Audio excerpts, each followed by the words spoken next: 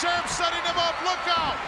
Big splash. Thanksgiving night was a colder, hungrier battlefield before the Royal Rumble turned into January's chaos and before SummerSlam dominated the summer heat. As American families carved their turkeys, Vince McMahon had a completely different idea in mind for 1987, a brand new wrestling show based on loyalty, treachery, and the will to outlast everyone else. The original Survivor Series was a daring gamble that resulted from intense competition and a well-timed opportunity. Friendships could break down, egos would clash, and only the strongest would survive as WWE brought a new twist to the holiday season with a full night of high-stakes team elimination matches. It was a concept that turned the ring into a battlefield of endurance, and it all began as part of McMahon's plan to not just thrill the fans, but to outsmart his rivals. WWE gave people survival that Thanksgiving night in addition to wrestling. Before we go into our explanation, we have a very small request. If you like our content, please support us by subscribing to our channel. This is a small click for you, but for us, it means a lot. Thank you. Let's begin. 1987, when Thanksgiving became a wrestling battleground. In 1987, the wrestling world was riding a tidal wave of momentum. Just months earlier, WrestleMania 3 had smashed attendance and pay-per-view records, with Hulk Hogan's epic clash against Andre the Giant drawing over 93,000 fans to the Pontiac Silverdome and millions more watching at home. The WWF, then still the World Wrestling Federation, was hotter than ever, and Vince McMahon had proven that wrestling could be just as much of a pop culture juggernaut as any major sport or entertainment event, though the impact of the spectacle was undeniable. Later reviews suggested that the actual attendance may have been lower, despite the company's proud promotion of the 93,000 figure as a record-setting accomplishment. But while McMahon celebrated, another promotion was eyeing the same audience. Jim Crockett Promotions, JCP, the backbone of the National Wrestling Alliance, NWA, had its own crown jewel, Starrcade. Since its debut in 1983, Starrcade had been the NWA's biggest annual event, traditionally held on Thanksgiving night. For hardcore wrestling fans in the Southeast and Mid-Atlantic regions, Starrcade was more than a show, it was a tradition. McMahon saw this as both a challenge and an opportunity. The WWF had just proven it could dominate the PPV market, and with NBC's Saturday night's main event already giving the company mainstream visibility, Vince was in no mood to share the holiday spotlight. His idea was to launch a brand new pay-per-view Survivor Series and schedule it for the exact same night as Starrcade 1987. This wasn't just about giving fans a new kind of wrestling event, it was a calculated business strike. McMahon, never one to shy away from bold moves, reportedly gave cable providers a hard choice: air Survivor Series or air Starrcade, but you couldn't have both. And if they picked Starrcade, they wouldn't be getting WrestleMania 4 the following year. Given WrestleMania's proven ability to draw huge numbers, the decision for most cable companies was easy: stick with WWF. The strategy worked almost too well. Survivor Series debuted to strong numbers, leaving JCP's Starrcade with far fewer outlets and a much smaller audience than usual. What should have been the NWA's biggest night of the year turned into a financial disappointment. The loss of revenue dealt a serious blow to JCP, which was already struggling with the high costs of expanding nationally to compete with WWF. The ripple effect was enormous. Survivor Series instantly became a new fixture on the WWF calendar, while JCP was left weakened and scrambling to recover. Less than a year later, the damage was clear. By late 1988, Jim Crockett Promotions could no longer sustain itself financially. The company was sold to media mogul Ted Turner, who rebranded it as World Championship Wrestling, WCW. Looking back, the first Survivor Series wasn't just the start of a new wrestling tradition. It marked a pivotal moment in the fierce power struggle that was reshaping the entire wrestling industry. McMahon's aggressive tactics ensured that Thanksgiving would be remembered, not just for turkey and football, but for all-out survival inside the ring. And in the process, he shifted the balance of power in a way that shaped the Monday Night Wars that would erupt a decade later. It was more than just pay-per-view. This chess move proved that Vince McMahon wasn't only playing to win games in 1987, he was competing to win the whole wrestling industry. Behind the curtain, while the business chess match with Jim Crockett Promotions set the stage, the creative heart of Survivor Series came from within WWF's inner circle. Vince McMahon, alongside trusted Lieutenant Pat Patterson and other top bookers, began to shape an idea for a pay-per-view that would stand apart from WrestleMania's spectacle. They wanted something distinct, something that could become the Thanksgiving wrestling tradition. The solution was to build a card entirely around team-based elimination matches. It was a fresh concept for WWF, but not without purpose. By grouping wrestlers into large teams, the company could feature more talent on the same show, giving everyone from headliners to mid-carders a meaningful spot. The format also allowed for unpredictable twists. One superstar could survive against all odds, or an entire team could be wiped out in record time. It was a booker's dream of endless possibilities, dramatic momentum shifts, and plenty of room for storytelling. The branding was obvious from the very first promo. This was a holiday custom rather than merely a wrestling event. The idea was simple but clever, as Thanksgiving was already a time when families came together. So why not give them something bigger than leftovers to gather around for? Survivor Series slid right into the holiday spirit, offering an evening of wrestling action to follow the day's feast, only with more body slams and far fewer dinner rolls. The venue choice reflected WWF's strategic thinking as well. The Richfield Coliseum in Richfield Township, Ohio, wasn't in the company's New York or New Jersey stronghold, but it was still comfortably within the Northeastern Territory footprint, big enough to draw a sizable live crowd, but not so large as to risk empty seats for a brand new concept. Richfield gave WWF the perfect mix of security and ambition. Then came the format itself, built entirely around the drama of team survival. In its debut year, Survivor Series packed 50 superstars into 4 elimination matches. One of the most jaw-dropping spectacles was a colossal tag team elimination match, with 2 sides each made up of 5 tag teams. That meant 20 wrestlers crowded on the apron at the same time. A scene so chaotic and over the top that it pushed even wrestling's limits. It was pure sensory overload,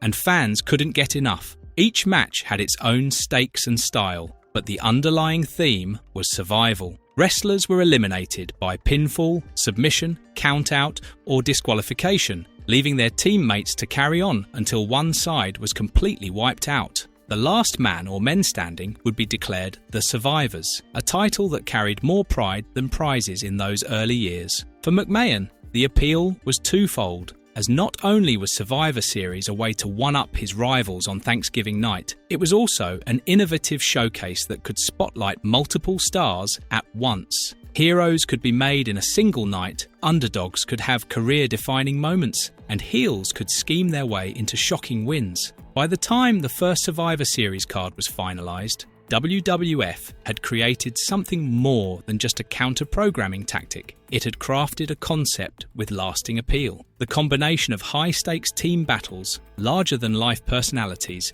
and the unique holiday tie-in made the event instantly memorable. In hindsight, the creative gamble paid off. Survivor Series would go on to become one of WWE's Big Four pay-per-views, and its elimination format remains a signature attraction to this day. But in 1987, it was simply an ambitious idea born from a mix of creativity, strategy, and a willingness to turn Thanksgiving into a night for survival instead of stuffing.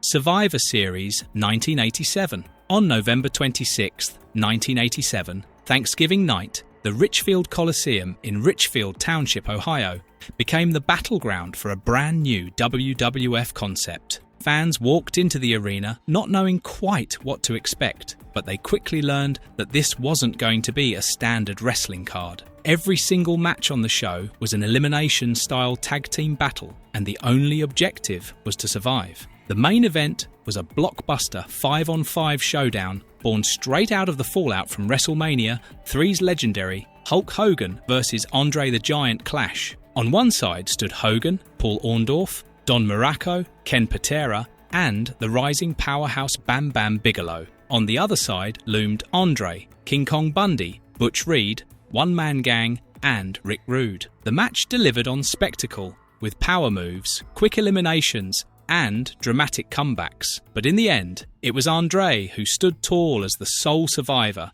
cementing his aura as an unstoppable monster heel. Earlier in the night, fans saw something rare for WWF in the 80s, a dedicated women's elimination match. The Glamour Girls, Sensational Sherry, Donna Christanello, and Dawn Marie squared off against the Fabulous Moolah, Velvet McIntyre, Rockin' Robin, and the exciting Japanese duo known as the Jumping Bomb Angels. While women's wrestling didn't get much spotlight at the time, this match gave the division a showcase on a major stage, and the athleticism of the Jumping Bomb Angels especially caught the crowd's attention. Their performance was so impressive that even the notoriously tough heel announcer Jesse Ventura couldn't hold back his praise after the Angels pulled off a fantastic victory. Then came one of the most visually chaotic bouts in WWF history, a tag team elimination match featuring 10 teams. That's 20 wrestlers surrounding the ring, all jockeying for position and trying to avoid being eliminated.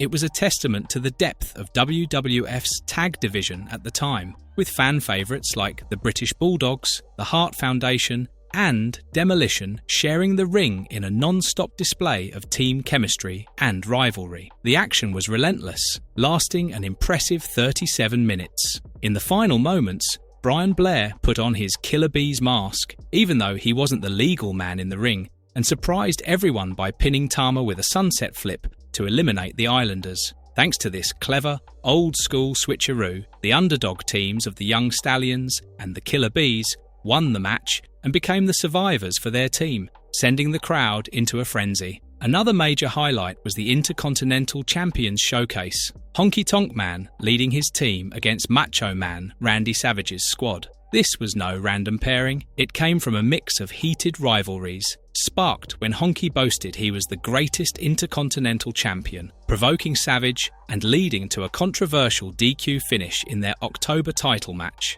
The match had the crowd red hot, with every tag and elimination met by cheers or boos that rattled the arena. Team Savage dominated, ultimately winning with 3 survivors: Savage, Ricky Steamboat, and Jake Roberts, after the hopelessly outnumbered Honky Tonk Man decided to walk out, taking a powder and getting himself counted out. From a production standpoint, Survivor Series 1987 looked and felt like a major event. The lighting was brighter than the darker, grittier look of some NWA shows, giving the action a polished, television-ready feel. Gorilla Monsoon and Jesse the Body Ventura handled commentary, their chemistry balancing Monsoon's sports-like calls with Ventura's sarcastic heel-leaning analysis. The live crowd stayed engaged all night, but the loudest reactions were reserved for the Hogan vs. Andre showdown and Savage's pursuit of Honky Tonk Man. Those 2 storylines alone could have sold the event,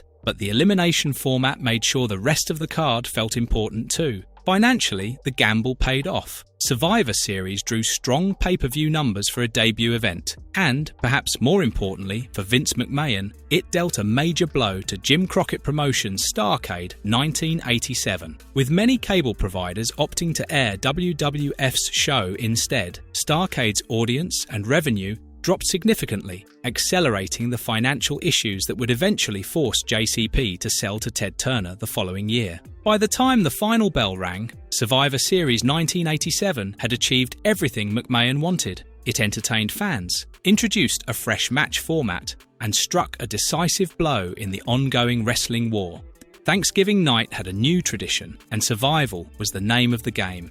The legacy of Survivor Series 1987. When the dust settled on Thanksgiving night 1987, one image stood out. Andre the Giant, alone in the ring, arm raised in victory as the sole survivor. His win closed the show and paved the way for the next major chapter in WWF history. Just a few months later, at the main event in February 1988, Andre controversially defeated Hulk Hogan for the WWF Championship thanks to the infamous twin referee angle. In front of over 30 million viewers on network television, Andre immediately sold the title to the $1 Million Man, Ted DiBiase. WWF President Jack Tunney stepped in and declared the title change invalid. He vacated the championship and announced that a one-night tournament at WrestleMania 4 would determine the new champion, a direct legacy of Andre's unforgettable survival at Survivor Series. The team elimination concept, showcased so memorably that first night, quickly became Survivor Series' calling card.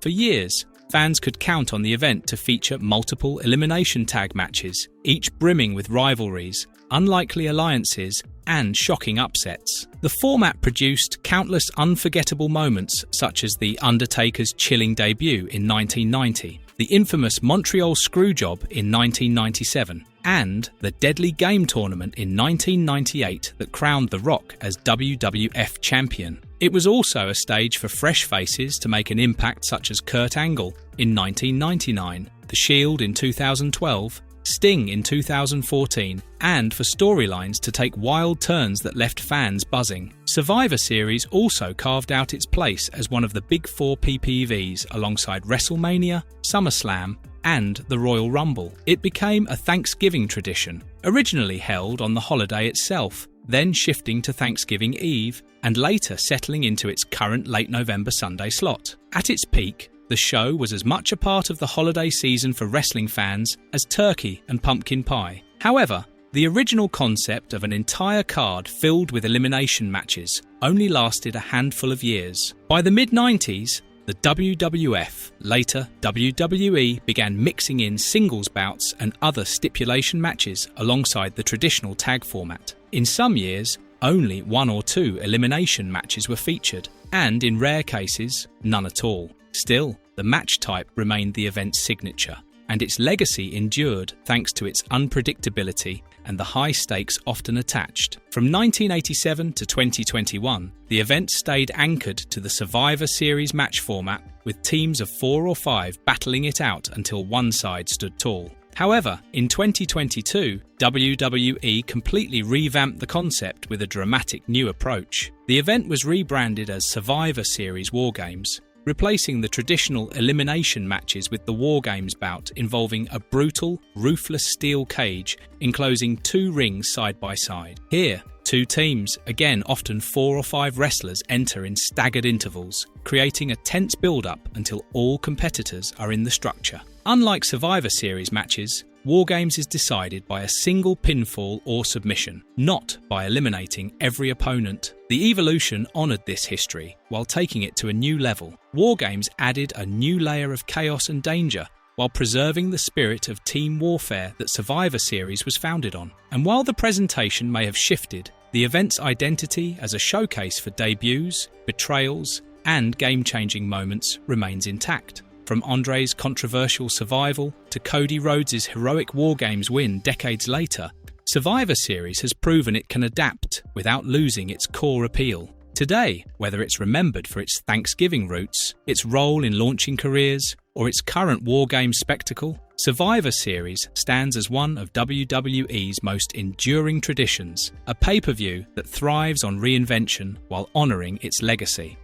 Marvellous verdict. Survivor Series started as a bold Thanksgiving gamble, but it quickly grew into so much more, a wrestling tradition that has thrilled fans for decades. From epic team battles to unforgettable debuts and jaw-dropping moments, this event has always been about heart, grit and survival against the odds. Even as the format evolved and gave way to the intense War Games matches, the spirit of teamwork and fierce competition never faded. Whether you're a fan of classic elimination bouts or the cage-rattling chaos of War Games, Survivor Series delivers that unique mix of drama and action that keeps us coming back year after year. So what's your favourite Survivor Series moment? Drop it in the comments below. And if you enjoyed this dive into wrestling history, don't forget to like, subscribe, and hit that notification bell for more wrestling stories and deep dives. Thanks for watching and see you at the next big showdown.